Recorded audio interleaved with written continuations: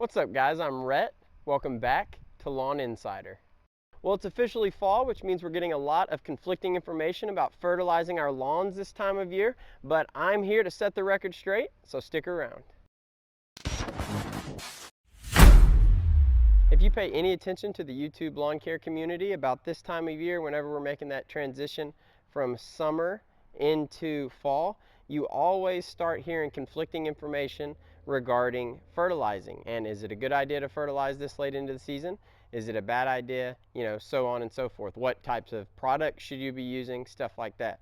So first of all, let me just point out that the reason that you hear so much conflicting information is because that it's not a one-size-fits-all solution as far as fertilizing goes. It's going to depend on a few different factors.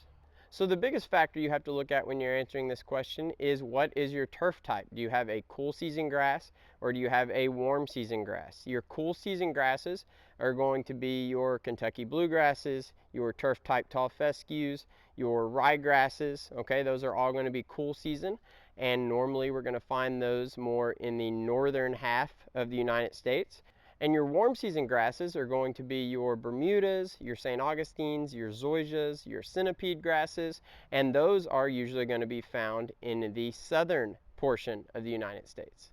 So why is that important? It's important because different grass types are going to have different growth patterns. So your cool season grasses are going to grow better when it's cool outside in cooler climates. And then your warm season grasses are going to grow better when it's warmer outside, and they're going to thrive in warmer climates. So the bottom line is, you don't want to put out fertilizer on a lawn that isn't actively growing, or even on a lawn that's dormant, because if you do, you're just going to be wasting your time and your money. So as far as cool season grass goes, you can absolutely be fertilizing this time of year, because this is one of the 2 times of the season that you really get to push your lawn.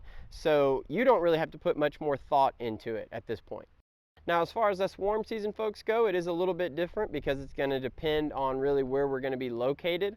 So if you have a warm season grass and you're located further into the transition zone, you know when it gets cooler there, and you know pretty much just from years past when your yard stops responding, stops growing, when you have to slow down on mowing.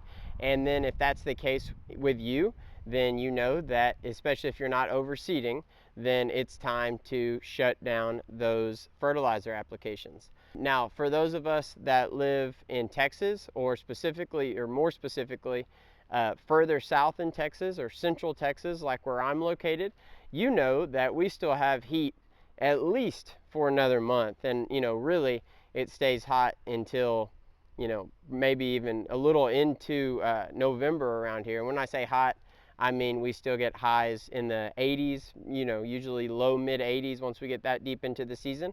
If that's the case, we actually still can fertilize because we still have plenty of heat. The grass is going to continue to grow, and it is going to be able to take in the food that it's getting from that fertilizer. Now, another thing you might be wondering is, what sort of products do I need to be using this time of year? Do I need to switch it up from what I've been using, the rest of the season?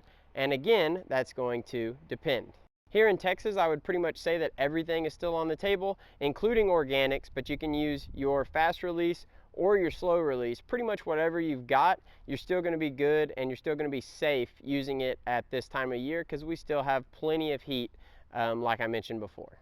But as we get further into the season, or if you live north of here in a place that's just a little cooler and it's already slowing down the growth pattern of your grass, then you're going to want to start cutting back on using anything that says it's slow release. And if you do put something down right now, then you're going to want it to be a quick release fertilizer. So when I'm talking about slow release or quick release, you can find that usually on the label of the bag. So for instance, with this bag of Green Tracks, it's a 16-1-2 analysis for the NPK, which means 16% of it is nitrogen. But if you do a little bit more digging on the label, you can see down here that it says that 4.8% of the bag is slowly available nitrogen from protein hydrolysate, meaning about 5% of this bag is slow release nitrogen. And then the other 11% of nitrogen in this bag is fast release. So this is a good mix fertilizer. But again, as your temperatures get cooler and cooler, you're going to want to look for a quicker release fertilizer. You also don't want to put out any organic fertilizers as it begins to get cold, because organic fertilizers need heat in order to be broken down and then work their way into the soil. So basically, as it gets colder, you want to start eliminating the slow release and then any organics that you're planning on putting out in the yard. And then if you do make an application, just make sure that it is quick release and that the grass is going to have quick access to it. So as far as my lawn goes, I'm actually going to put out a fertilizer application tomorrow, and I might even make a liquid app as well. And just so y'all know, liquid apps are quick release because the plant can utilize them quickly. I think I'm also going to treat some areas in my lawn. I hope y'all can see this, but I have some dry spots that are starting to show up in a few spots because we haven't had any measurable rain in like over a month, and I guess some of these spots just aren't getting hit by the irrigation system like they need to be. So I'm going to treat a few of them with some hydrotane, and then hopefully I'll have some results to show y'all on next week's video, and we can talk a little bit about that product. All right, y'all, I think I'm going to go ahead and wrap it up right here. I hope y'all enjoyed the video. If you did, please leave me a like. If you're liking the content and you want to continue to see more of it, hit the red subscribe button below. And if you have any questions, comments, concerns, leave those in the comment section below. I'll see y'all again next week. Lawn Insider, out.